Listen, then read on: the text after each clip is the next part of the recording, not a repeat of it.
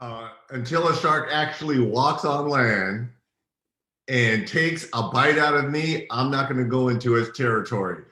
And I agree with Fritzy. I wonder if the shark actually knows if it's an accidental tip over from the boat, or hey, let's get these cool Instagram pictures with this great white shark. Because the shark would be like, are you serious? You want Instagram pictures? All right, come a little bit closer. Come here. Come here. Wait, but you live in Malibu, but you don't go in the water? No. Number one is too cold. And no, I that's a whole nother world. I don't. Now, a lot of people have tried. Laird Hamilton took me paddleboarding once, and I feared for my life. I feared for my life because he's like the real life Aquaman. He can do, he speaks to dolphins and sharks and whales and all that. And he's like, hey, you paddle like this and just breathe, and you feel with one of a nation. And I'm like trying to hold on for dear life, like the balance and all that. And he's just like, he's doing it with 1 foot out. He's holding the oar. I'm like, dude, get me back to land. But you're always on your mountain bike. Have you ever encountered any animals? Other than rattlesnakes and one mountain lion, but I saw the mountain lion from a distance and turned around quickly. Very quickly. But you always hop rattlesnakes all the time. You're always hopping rattlesnakes. Yeah, but you don't look like a meal to a mountain lion, though, Reg. You don't think I would? No.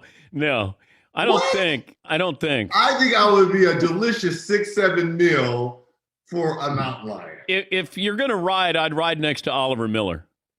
That's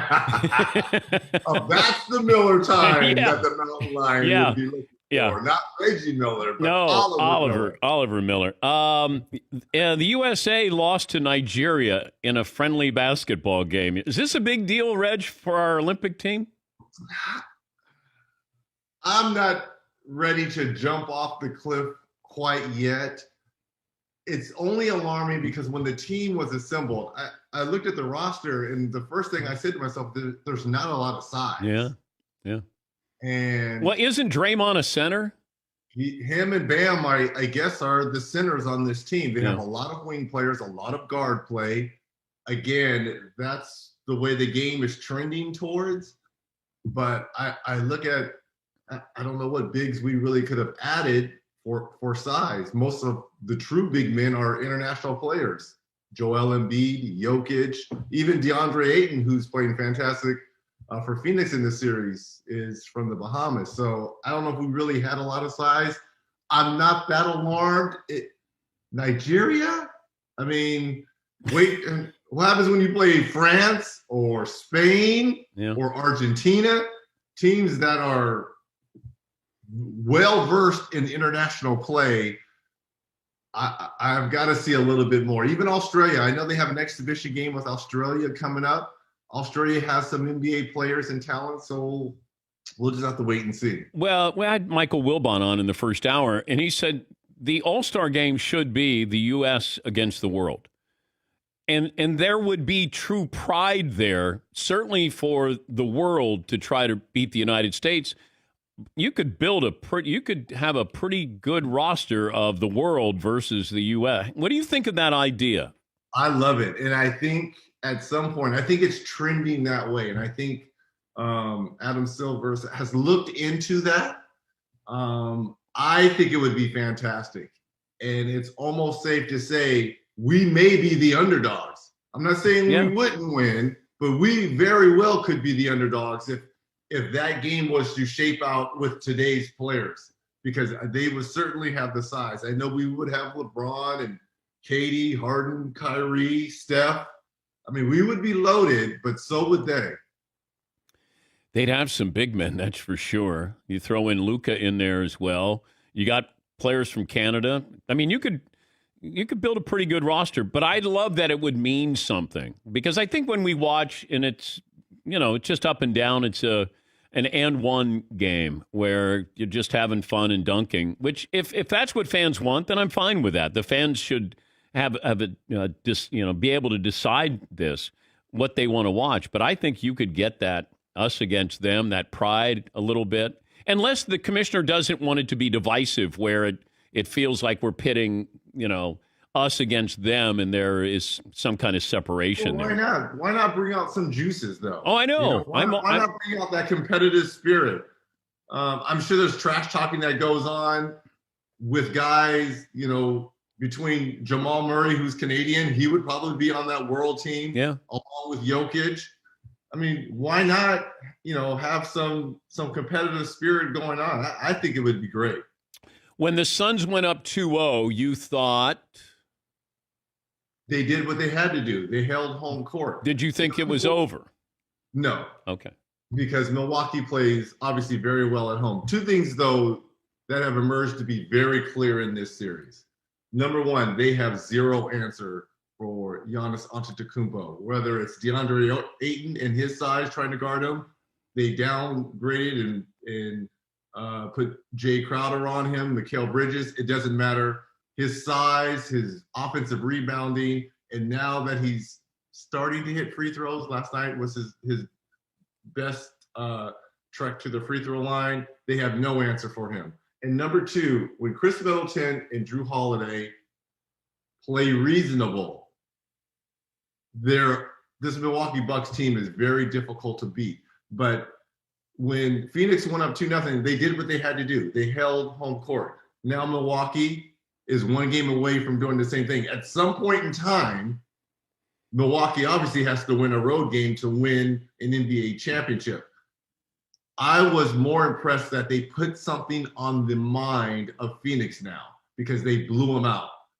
And they just ran them out the gym, especially in that third quarter. So game 4, we'll see if Devin Booker is not going to score 10 points and shoot that terrible. So he'll have a bounce back game. But game 4 is everything. That will tell me everything about this series. I still watch Giannis, and I was talking to Wilbon about this, that why can't I just have him do what he's great at doing? Not the other stuff where he's not even good at taking three-point shots. And I don't want him dribbling the ball up the floor. If he dribbles up the floor, I can build a wall there. If I put him down low, now you got to decide. You want to double him? And that's where I got Lopez, Holiday, and Chris Middleton. And it's incumbent upon them to hit those shots. But you can't guard the Greek Freak down low with one person. And I can get you in foul trouble. He's going to get to the hoop. That's what I want. Shaq, I never said, boy, you've got to hit some jumpers. Or, Kareem, you got to come out to the free throw line. Like, I never said any of it. I just thought, man, they're unstoppable. That's what I want them to continue to do. Why is it that Mike Budenholzer still has the Greek Freak out on the perimeter? Well, I will say this. I wouldn't take away him not bringing the ball up because in the open court, when he gets ahead of steam, very difficult to stop, especially with that Euro step. So you don't want to take away that part of his I'm game. okay in transition, Reg. Okay. Absolutely. Okay. I will say the thing about the three-point shots, and it kills me. You and I have talked about this for the last 2 months during the playoffs. If he's going to settle for threes, they're going to lose. They're going to lose the NBA championship. To me, their dare shots that teams give him make up the difference. I don't care if they're giving me dare shots. Make up the difference and then go into what you're alluding to, the spin move, one dribble, and you're at the rim, or you're finding your shooters. And we saw that really in these first 3 games versus Phoenix. I think in game 1, he wasn't sure. He was still worried about the hyperextension of the knee. He wasn't playing the game instinctual. Which people aren't factoring in what he's been able to do with an injury that I had. Channing Frye told me, he said, I had the same thing. I don't think he plays again. He said, it took me 6 weeks to recover from that. Greek Freak, he men's remarkable, and how he's finishing too, because the moves are crisp. They're clean, they're decisive, and you're right. Monty Williams is going to have to make a decision of doubling. But when you double, Coach Budenholzer love the 3 ball. They average 43s a game. They haven't shot them great, but they love shooting them. And at some point in time, they're going to start making them, Dan. And if you're Phoenix, the problem is if this series ends up 2-2, game 5 on the road, it's one of those games where you think everything is going to start clicking for Milwaukee. I still like Phoenix. I had Phoenix winning in 7. But I think this is going to go the distance. I think Milwaukee wins tomorrow. And again, all Phoenix has to do is win home games, and they win it all. Yeah. So I think it's a 7-game series. It's going to go the distance. Both of these teams are well matched, but zero answer for Giannis. And if Holiday and if Middleton contributes a little bit, then Milwaukee will win the championship. I was talking to Wilbon about this as well, that, we look at the Lakers and somehow we want to always put the best player on the Lakers, like LeBron's going to get Damian Lillard. And then I always say, but who's Portland getting in return? Right. And, Wilbon said, you're right, but there's this, would you trade Anthony Davis for Damian Lillard if you were the Lakers? No, absolutely not. As much as I love Damian Lillard has to have the ball in his hands to be successful. That's what made him great. Yep. Great isolation, one-on-one, high pick-and-roll player. For LeBron, what he's done throughout his career needs the ball to be successful. I don't think they would play well off of one another. I just don't. And I think that's why Anthony Davis is a perfect complement, if he can stay healthy, to LeBron. Okay, so then if you're the Lakers. I will say this. You know who would be better on that team? CJ McCollum would be great on the Lakers with LeBron. Okay, so how do you get him? Do you do a sign and trade with Dennis Schroeder? Yes, I would get rid of Schroeder, and I would possibly think about getting rid of Kyle Kuzma. I would no keep problem. Jalen Horton-Tucker. I like him. I would break Caruso out of jail in Texas and get him back. And I would get rid of Schroeder and Kuzma for CJ McCollum. I would. I think he would be perfect for the Lakers. I don't know if Kuzma wants to be great. Like, you can get caught up in the trappings of being in Hollywood. And we talked about this with the younger guys when LeBron wanted those guys out. Like, you kind of get caught up in I'm a Laker and the lifestyle. And, I don't sense that from Caruso. Not Caruso, Kuzma. Oh, yeah. I think he's caught up. You got your hair blonde and, you're dating a Kardashian or something. And I think as much as I love Kyle, his rookie year, I thought he played fantastic. Yes. I think he got caught up. Yeah. He got up in the lifestyle. Now he has a ring. But it felt like Ingram needed to get out because of his personality. And even, Lonzo Ball, like the personality, sometimes you wonder, like, you got to be ready for L.A. And I wonder some of these, well, you've seen, like, could Tim Duncan, other than San Antonio, like, it just felt like that's where Tim Duncan was supposed to be, or David Robinson. Like, there's certain guys you just go, their personality fits that city and vice versa.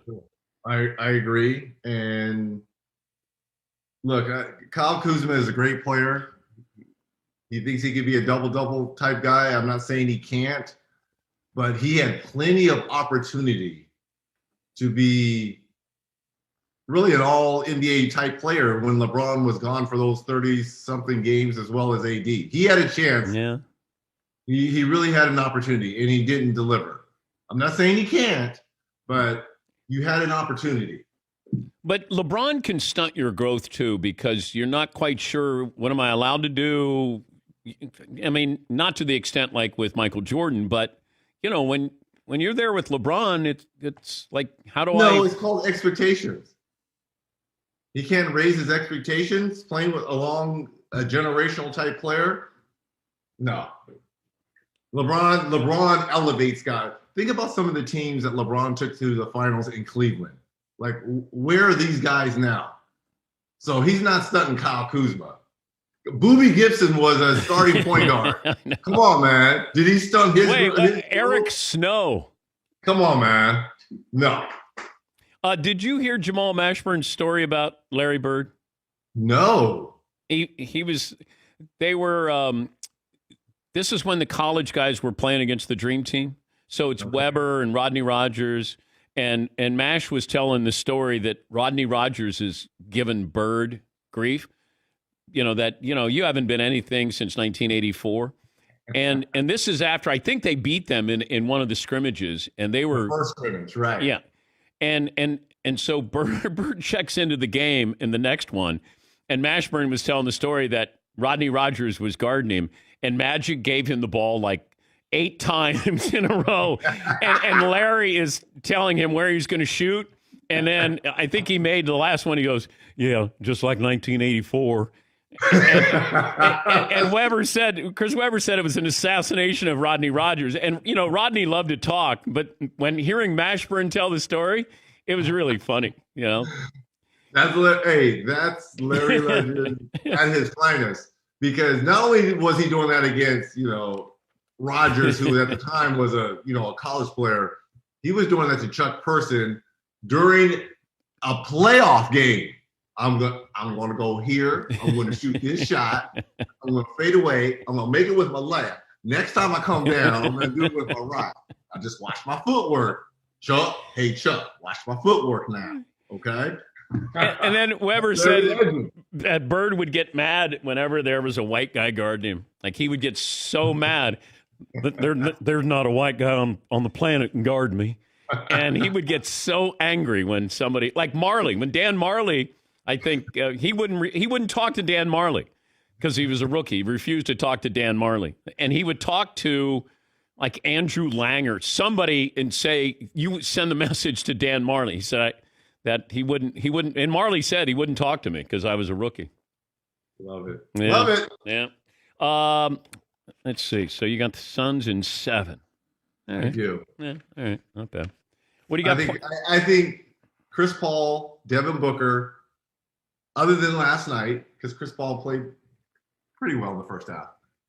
I think the guard play has been fantastic for Phoenix. And Booker is not going to shoot that bad, score 10 points. I think he'll have a bounce-back game.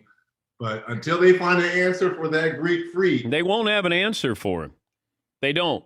They have to have answers for Holiday and Middleton that those guys can't get off. And if they do, with the Greek freak doing what he does, I mean, these are, oh, by the way, 40 point, 10 rebound games. And easy, too. Easy. I know. I mean, he's getting them. Everything is just about in the paint.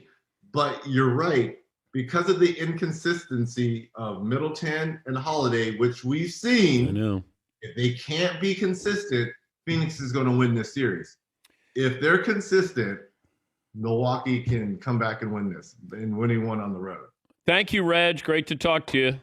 Theodore, I love you. I love my dad, Nance. Hey, sorry. Hey, give well wishes to your brother, man. I mean, fly fishing. Who knew that was such a combat sport, man? Oh, I know. I know. Well, man. I know. I put the fly in fly fishing. Okay. I mean, next time, pad up. Bring some pads. A helmet. That would help. A helmet. We were going to buy my brother a helmet that you give to a little kid when they're first learning to ride a bike, just so he'd go fly fishing in case he flew out of the boat again. Until a shark actually walks on land and takes a bite out of me, I'm not going to go into his territory. And I agree with Fritzy. I wonder if the shark actually knows if it's an accidental tip over from the boat, or, hey, let's get these cool Instagram pictures with this great white shark. Because the shark would be like, are you serious? You want Instagram pictures? All right, come a little bit closer. Come here. Come here. Wait, but you live in Malibu, but you don't go in the water? No. Number one, is too cold. And no, I that's a whole nother world. I don't. Now, a lot of people have tried. Laird Hamilton took me paddleboarding once, and I feared for my life. I feared for my life because he's like the real life Aquaman. He can do, he speaks to dolphins and sharks and whales and all that. And he's like, hey, you paddle like this and just breathe, and you feel with one of a nation. And I'm like trying to hold on for dear life, like the balance and all that. And he's just like, he's doing it with 1 foot out. He's holding the oar. I'm like, dude, get me back to land. But you're always on your mountain bike. Have you ever encountered any animals? other than rattlesnakes and one mountain lion, but I saw the mountain lion from a distance and turned around quickly, very quickly. But you always hop rattlesnakes all the time. You're always hopping rattlesnakes. Yeah, but you don't look like a meal to a mountain lion, though, Reg. You don't think I would? No. I don't think. I think I would be a delicious 6-7 meal for a mountain lion. If you're going to ride, I'd ride next to Oliver Miller. Oh, that's the Miller time that the mountain lion would be looking for. Not Reggie Miller, but Oliver Miller. The USA lost to Nigeria in a friendly basketball game. Is this a big deal, Reg, for our Olympic team? I'm not ready to jump off the cliff quite yet. It's only alarming because